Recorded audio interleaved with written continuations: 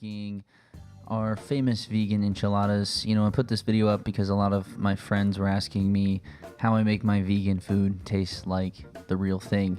There's a few things that we use. You can get those at Trader Joe's and Whole Foods, and they're listed here in the ingredients list. But yeah, let's get to it, and I will show you how to make some really good enchiladas that are completely dairy-free and meat-free. Start off with just cutting the onion and peppers, prepping those. I usually do dice-sized. They fit into the tortillas pretty well. I don't even really know if this is the right way to dice an onion, but it seems to work for me. So give it a shot. If you have a better way, just leave a comment, and I would love to hear your take on that.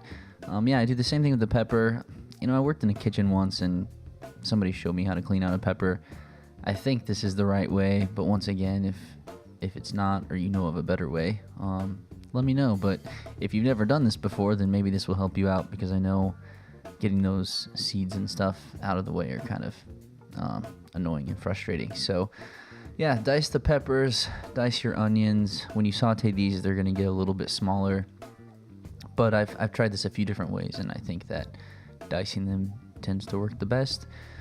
So when you go to saute these, I usually just use a tablespoon of oil. Just mix those up really well, and then medium heat, and every few seconds just check on those. And I try not to get them too done, but just the onions transparent enough to where they're soft. In the meantime, you can prep some lettuce for the topping, and another thing that I do is I make some vegan nacho cheese. But before that, if you want, you can put the enchilada sauce in the bottom of this pan. It helps for the tortillas not to stick, and it just makes life a lot easier when you're trying to put these on a plate. So that's what I use. For the vegan cheese, you can use any milk alternative if you have a dairy issue or you're lactose intolerant, but I use cashew milk because I think that it's thicker and creamier, and it doesn't really taste like nuts. I also throw some taco seasoning in there, and this is a really easy recipe. You kind of just eyeball it. If it's too thin, you can add more cheese or boil it, which is what I did here. And if it's too thick, just simply add a little bit more milk. Stir this, get it nice and blended, and then set it off to the side, and as it cools, it will thicken up for you pretty nice. Once you do your cheese, you want to pop back over to the vegetables. They should be done. And here's when we add our meat alternative, which is by Gardein. They make a pretty good beef crumble. There's a lot of companies that do. If you're not a fan of the alternative meats, just use a can of black beans drained and some refried beans. Once you got your mixture together, just pour half a bottle of the enchilada sauce in.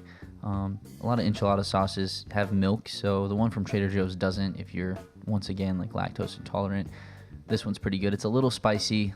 There's a few different ones. So here you just fill the enchiladas, or fill the tortillas, with the filling, and I usually put some cheese in there, roll these up, and put them in the pan. And then, however many you want to do, whether you want them to be smaller or bigger, it's kind of up to you. I usually do about 2 scoops full. Here I'm just putting the rest of the enchilada sauce on the top, and then brushing the edges of the tortillas. If you don't cover them in sauce, sometimes they get a little bit crispy. So some people like that. If you don't like that, then just cover it with sauce, and they'll stay pretty soft. I do put the cheese on. Sometimes I put sour cream on before I bake it. Other than that, I put the sour cream on at the end, and here you go. Some beautiful, delicious enchiladas.